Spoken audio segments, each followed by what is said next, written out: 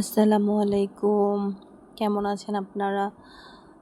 আমি অনেক দিন পর একটু ইলিশ মাছ রান্না করব। তো প্রথমে ইলিশ মাছটাকে আমি সুন্দর করে কেটে ধুয়ে লবণ হলুদ মরিচ মাখিয়ে তারপর আমি এটাকে রেখে দিয়েছি সরিষার তেল। তারপর একটু তেলে ভেজে নেই।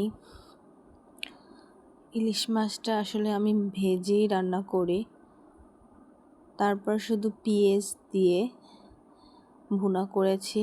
অনেকে অনেক ধরনের মশলা দেয় ইলিশ মাছে, জিরা রসুন, কিন্তু আমি এগুলো কিছুই দেই না। আমি শুধু পেঁয়াজ দিয়ে হালকা হলুদ মরিচ দিয়ে তারপর রান্না করি। আমার কাছে সেটাই অনেক ভালো লাগে। ইলিশ মাছটা কোনো মশলা না দিলেই ভালো হয়, হালকা একটু মশলা গুঁড়া মরিচ দিলেই হয়। ইলিশ মাছটা খেতে তারপর অনেক ভালো লাগে অল্প মশলায়। তো আমি প্রথমে মাছটাকে ভেজে তারপর এটাকে একটু ভুনা করে নিই পেঁয়াজ দিয়ে। সেই মজা হয়েছিল ইলিশ মাছটা। তারপর ইলিশ মাছের সাথে আমার হাজব্যান্ড একটু পোলাও খেতে চেয়েছিল। আমার ইলিশ মাছের সাথে পোলাও না হলে তো চলেই না। তো আমি তারপরে একটু পোলাও রান্না করলাম। এই আমার ইলিশ মাছের ফাইনাল লুক। একদম দারুণ হয়েছিল রান্নাটা, সেই সুস্বাদু মজা। ইলিশ মাছ মানেই তো বাঙালির কাছে আসলে মজাদার একটা খাবার। ইলিশ মাছ পছন্দ করে না এমন মানুষ তো খুব কমই আছে। তো আমার কাছে অনেক পছন্দ ইলিশ মাছটা, খুব পছন্দনীয় একটা মাছ। তো আমার রান্না হয়ে গেছে ইলিশ মাছ। এখন আমি পোলাও রান্না করব। পোলাওর জন্য পেঁয়াজটা প্রথম বাদামি কালার করে তারপর চালগুলো ঢেলে দিয়েছি। তারপর এটাকে নাড়িয়ে চাড়িয়ে অনেকক্ষণ এর সাথে কষিয়ে নিয়েছি। চালটা অনেকক্ষণ ভাজলে পোলাওর চালটা অনেক ভালো লাগে। তারপর আমি গরম পানি দিয়ে দিই। গরম পানি দেওয়ার পর আমার পোলাওটা প্রায় হয়ে গেছে।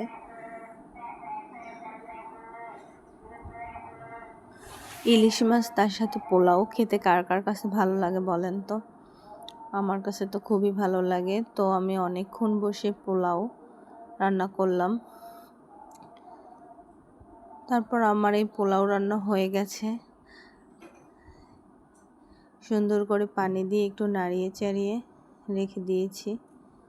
তারপর আমার পোলাও হয়ে গেছে। পোলাওর চালের মধ্যে অবশ্যই গরম পানি দিলে দ্রুত পোলাও হয়ে যায়, সময় লাগে না। তো আমার এই পোলাওর ফাইনাল লুক হয়ে গেছে আমার পোলাওটা, তার সাথে ইলিশ মাছ। বিকালবেলা একটু পিঠা খেতে মন চাইছে, তার জন্য একটু পিঠা বানালাম, কাঁঠাল পাতার পিঠা। কে কে খেয়েছেন এই পিঠাগুলো? আমার ননদ প্রথমে এই নারিকেল দিয়ে এটাকে একটা আঁশযুক্ত নারিকেল মিঠা দিয়ে এটাকে আশিয়ে নিয়েছে। তারপর এই চালের গুঁড়ো তাল তার সাথে চিনি অ্যাড করে একটা ডো তৈরি করে রেখেছে। তারপরে এবং কাঁঠাল পাতার উপর এরকমের দিয়ে খাজাটা ভিতরে দিয়ে তারপর এরকম স্টিম কুকারে ভাপ দেবে, তাইলেই হয়ে যাবে পিঠাটা। এই আমাদের পিঠা প্রায় অলমোস্ট হয়ে গেছে। একদম খেতে সেই মজা হয়েছিল।